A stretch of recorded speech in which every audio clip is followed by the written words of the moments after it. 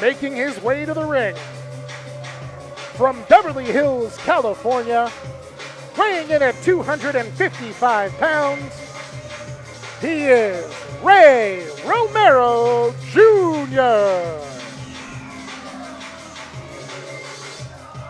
Ray Romero embodying that Young Money attitude. And I love it. It's dripping. I love it. Look at that drip. Look at that white coat. Look at what he's serving. Attitude, attitude, attitude. I love it.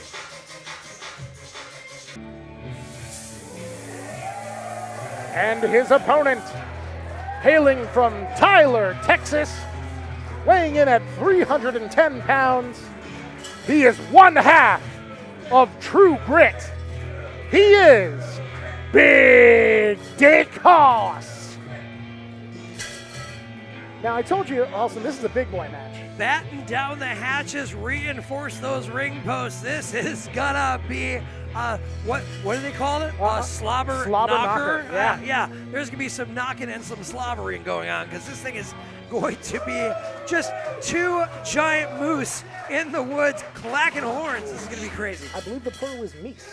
Oh, thank you for that. Mm-hmm. Do you want to call either one of them to their face meese? I don't think so. No, I do not want to talk to either of these men, especially not Haas, because I've smelled his breath once. Ooh. Oh, God, this is being recorded, isn't it? Yes. I'll make sure to mention that you said that. No, please don't.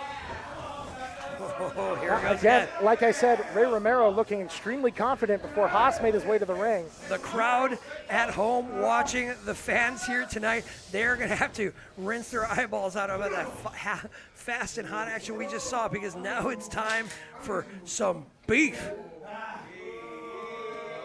Ray Romero laying down the challenge. So that's the thing I like about Ray Romero Jr. He's not afraid to take on any challenger, not even the legs of Big Dick Hoss. I mean, that dude is a sequoia tree trunk, and he's still giving him sass, giving him vinegar. Haas now originally overpowering Ray there. They meet again in the middle of the ring. Ray still full of that vinegar. Oh, yeah. He's sharing a little bit of that liquid vinegar from his spittoon. I bet you it smelled like cigar and mint. Ew. I don't know if that's a good combination. That being said, here we go. Oh!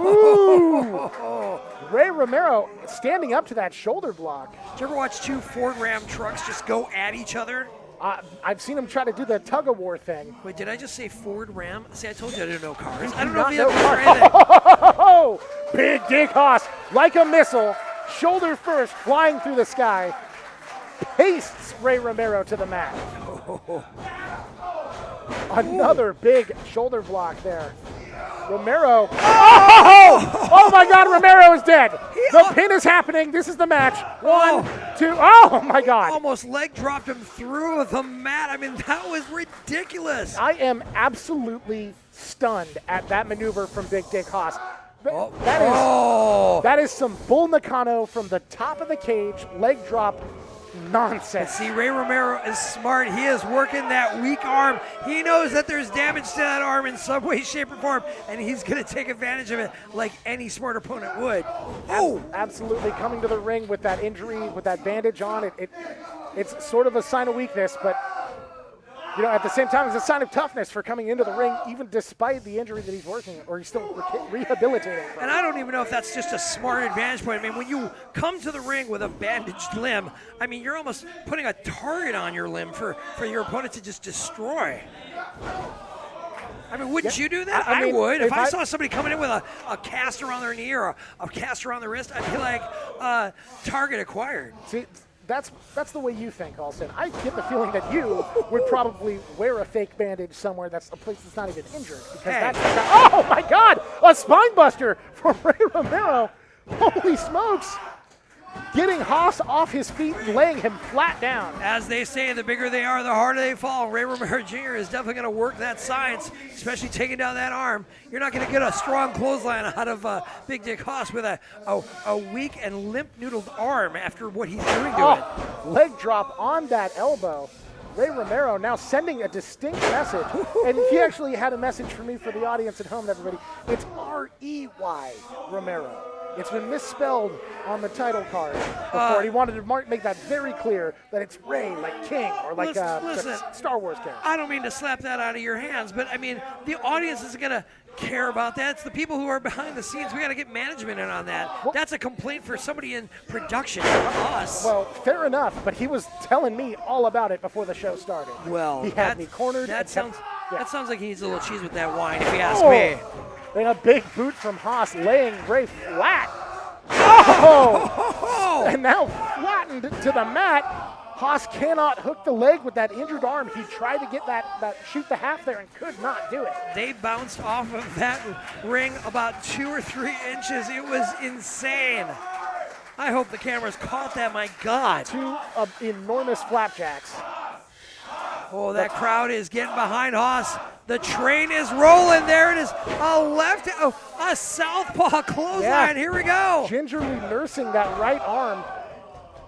Let's be honest, Rey Romero Jr. is very smart about taking out that arm because I almost see a little, I hate to say it on camera. I hope he doesn't hear me when I say this. It looks like there's a little bit of a tear in his eye. He absolutely looks. Wait a minute, he just took off his own bandage. What am I stand corrected. Has this all been a ruse? Oh, Romero going to lift the bigger man up and over his head. Can he do it? No. Catches the kick from Haas. Super kick right to the jaw. Rey Romero putting up a hell of a fight against the much more seasoned veteran of Big Dick Haas. Oh my Holy God! Smokes, Falcon Arrow. Can he make the cover though? He has got to be. He is well over 300 pounds. He just lifted him up like it was a sack of potatoes. Oh!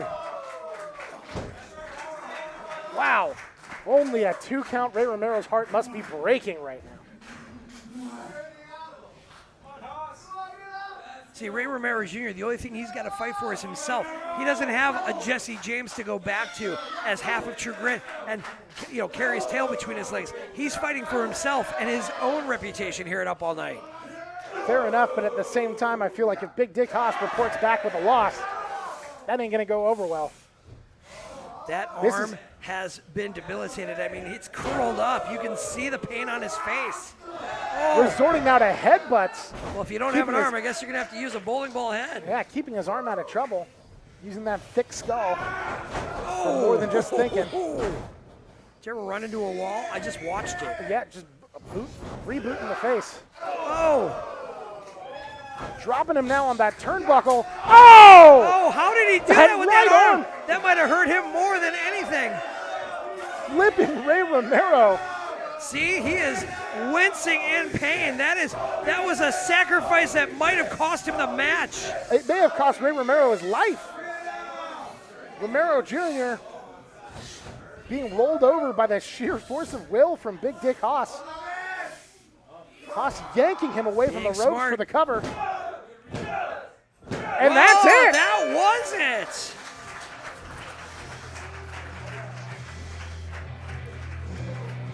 Here is your winner, Big Dick Haas.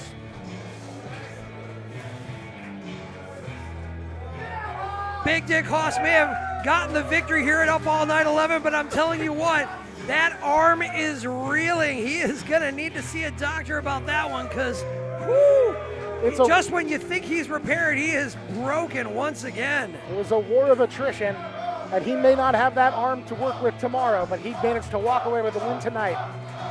Pain is temporary and glory is forever. Rey Romero Jr. showing his absolute toughness, his strength, but he doesn't even know he's in 2020 right now because he doesn't even have 2020 vision. Rey Romero spilling his way out of the ring.